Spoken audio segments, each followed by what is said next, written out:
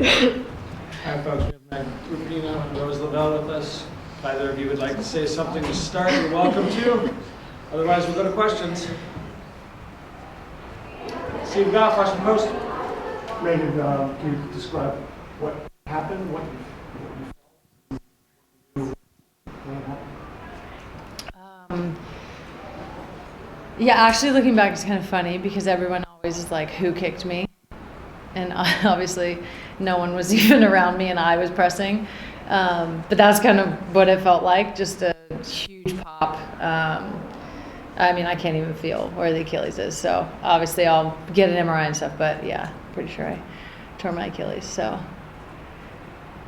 the worst possible outcome. I mean, I don't just, thank God I have like a fucking deep well of a sense of humor. But yeah, I mean, just obviously devastating to, go out in a final so early. I know it's my last game and that is, devastating as well. But, to go out so early, that also changes things. It takes the sub off the bench. Taking one of your best players off the field is not ideal. So. Kevin Baxter. Hey, Megan, sorry.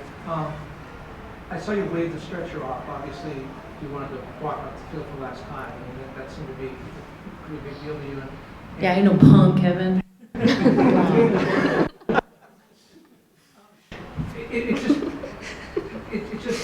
It seems kind of unfair. Like halfway around though, I was like, okay, this is a lot. I'm dragging it. And then I was like, I don't really want to be carried. It's awkward. It's awkward. Everything's awkward. Allie came over and hugged you, but I mean, given all the things you've accomplished in your career, to have your club career end this way, and then what happened in New Zealand, have you thought about that? Is there any feelings that you have on the way it all ended?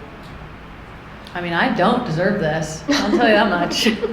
I'm a better person than this. Maybe just fucking around in a previous lifetime, but yeah, I've thought about that a little bit. Just in the last 2 hours.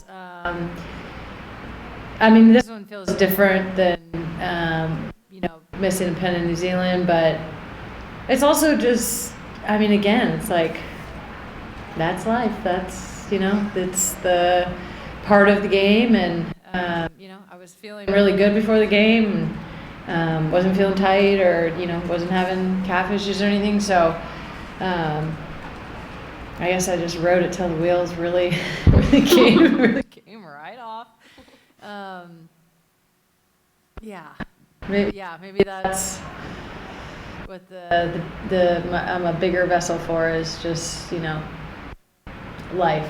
I don't know. You don't always get to have the perfect ending. I've had so many perfect endings, and I even just think back to 2019. That was the most perfect, whole script that you could ever write, personally and as a team, and just what it meant. So I think on balance, I don't think anything, that negative about it. I'm most upset that I'm now just a NARP, a normal ass regular person, having to do rehab, which is fucking devastating. If any of you guys have, if any of you NARPs have had an injury, it's terrible. You have to do your job and go to rehab, and this is a long one. Although I'm gonna get the Aaron Rodgers treatment, whatever that is.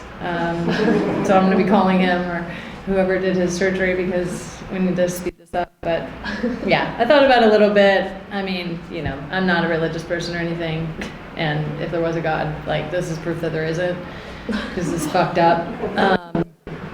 So yeah, it's just fucked up, you guys. It's just 6 minutes in, fucking yeet my Achilles. I mean, what the fuck? It's so bad. Yes, ma'am. You're good. No way. Hi, I'm Megan, a former soccer player, current who's been through that. I don't have a question. I ran into Meg and Rachel, who you know from Leon, and they were wondering through press box. I'm not sure why, and I just thought it would make you know that they said that they were proud of you and thankful for everything that you stand for and all the joy that you bring. So I just want to share that with you during the last press conference. Thank you. You should smile. Megan, I wanted to ask, was it important to you to have this kind of attitude upbeat, keep your team upbeat so that they could finish the game? Or did you find them being really super emotional in 4 weeks after? I mean, I still just wanted to be a part of it. Obviously it happening so early in the game, there's nothing that I can do to, there's nothing I need to do to make this better. It'll just be in a boot until I have surgery. But just to, continue to be there for the team and bring that, positive energy. I thought we played really well. Rose played unbelievable. The team put in just an unbelievable effort. The chances were really, really there for us, and especially going. I think it's not just going down, a player or one of your best players, but obviously it's me, and I've been here forever, and nobody wants to see that happen. So, I know that it was emotional for everybody and in a lot of different ways, but it's also. It's not obviously how I expected my last game to go, but it was my last game, and I always felt like we were, gonna win it. So I just wanted to continue to be a part of it, and knowing there's nothing I could do otherwise. Wanted to. I think this is just who I am too. I mean, I'm gonna find the sort of silver lining and the dark humor and everything. This took me deep, deep dark humor. But I think that's just who I am as well, and just wanted to continue to provide, anything that I could. How did it change at all as far as seeing Alan when Sergeant Thunder did it change that part of it? Well, I feel like she didn't really earn it. My Achilles gave it to her. So, no, obviously so happy for her. So happy for her to be able to go out like this on an incredible career. All the other girlies on Gotham that I'm really close with as well. It's obviously very sad for us, but an amazing accomplishment for them, and an incredible season, an incredible turnaround from last year. And to have, we'll definitely be laughing about this whole situation for years to come. But so happy for her. I don't think it takes anything away. She played a great game and deserves all of it. And Megan, Bernie Wilson, is there any chance you caught one of the many divots and holes left by the football game a week ago? I wish, right? No, I don't think so. I don't think anything caught at all. I don't think it was really even a super dynamic movement. I think, it just feels like these things are, they just sort of happen how they happen. I actually thought the pitch was in a better, I only played on it for a few minutes, but pitch was in a better place than it was a couple days ago. But no, I don't think that had anything to do with it. Rose, you appear to be one of the more dynamic players, especially in the second half. Can you talk a little bit about what you saw and building into movement around that midfield for Gotham? Yeah, I think I like to try to get the ball in the spaces in between their midfield and back line, and I think I have really good people who find me in good spots, so I think that makes my job easier. So I think that's what we were trying to do, is find spots in those pockets, and then when I have space, just being able to take it until they give up something. Yeah. Dan, what did Allie say to you when she came over? I think she said, you better, wrap that thing up and get back out here. And I'm like, nah, bitch, I yeeted the whole Achilles. I don't think I'm coming back out. I'll try, but I got a dead foot. So, yeah, just hope you're okay, but, try to get back out here. The one for Rose, but today when Megan was down and then teams went to the sidelines, must have been a jarring moment. What was said in that huddle? I wasn't in the huddle. I was by your side. Yeah. I stayed with Phoebe while she was on the ground. I think I just went over. I was like, "Are you okay?" And she was like, "I think I just tore my Achilles." I was like, "Are you kidding me?" I couldn't believe it. Wish I would. That would have been a good prank. I know. the ultimate prank. So I don't know what I said at the huddle. We'll do one more here, and then we'll go to the computer for one. Megan, hi, I'm Max from the German Newswire. I mean, injury aside, that's it. How do you feel about the fact that this was your last game and your career is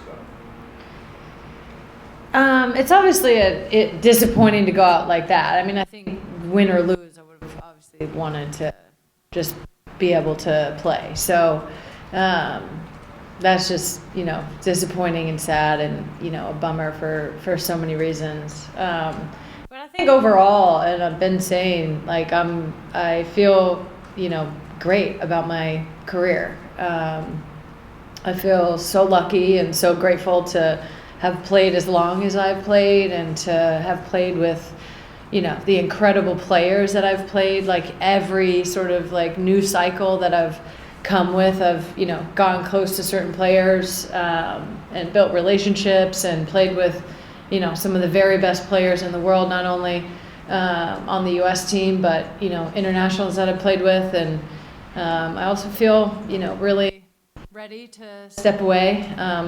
Clearly, it's time. But I've had like an incredible career that I never could have dreamed of. Did shit that has never been done before with the teams that we've played on, and it's been unbelievable. So I think just overall, I do have a real peace and a deep sense of gratitude to be able to play this game for as long as I have. And I mean, it's just annoying. I have like all this rehab coming up, but other than that, I'm looking forward to retirement and looking forward to, my new role in the game, because I'm retiring on the field, but you'll definitely be seeing a lot of me off of it. We're going to try and do Jacob Cristobal on the phone. Hi Megan. And Rose, thanks for taking time to chat with us.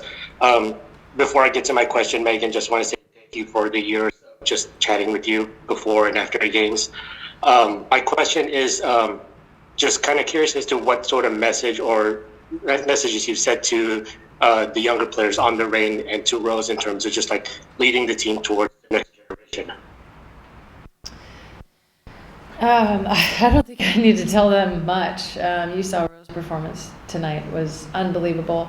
I think the Reign's in a really great spot. We have a really great squad, a good mix of, not older players, but kind of those players around Rose's age that have a lot of experience under their belt, both internationally and in the league, and a good crop of young players. I think in terms of the national team, I don't need to say shit. Like, the national team's in an amazing place. Obviously, we're going to see a coaching change come soon and get the final answer on that whenever that comes. But, the talent in that group is unbelievable. And I think even going back to New Zealand, and after that, obviously, there was a lot of chatter on, if we don't win every single game, what's wrong. But I feel like the professionalism and the, commitment to being great and to, being great players and to doing it the right way is all there. I think that our generation of players has done a good job of being good leaders, but also like bringing the younger players in to make sure that they're sort of getting a taste of that before, everybody retires. Sometimes it's hard, just the way things happen. A lot of players retire all at the same time, or people leave, but I feel like that's not really happening. We have so many players who are kind of in that in-between group, and I can't wait to see. I mean, I'll be the biggest fan. I can't wait for next summer to see the team go back and get that gold medal and, the next World Cup, and just be a huge fan, because I think this group is by far the most talented that this team has ever been. And it's just about putting all those pieces together and getting the right manager to get the best out of every player. Okay, we'll do one final one over here. I'm Ruby with Men in Blazers. I have a quick question for you. What you've spoken about your role in the future, and that we'll be seeing lots of you. I'm sure many people are thrilled to hear that. But what do you envision that role looking like? I mean, not like me, I don't think you can contain me in, one entity. I don't want to coach or be locked down into one job. I have an amazing partnership with Nike that I think runs for 4 or 5 more years. I have a production company with Sue that we're really excited to get more involved in. I have a documentary coming out. The Rain is soon to be acquired. I would love to stay a part of this group in some kind of way. I feel like I have, a lot to offer in terms of the vision and who we should be, and especially sort of branding and marketing, and how you pack the stands and sell the team. I think I can be a real asset there.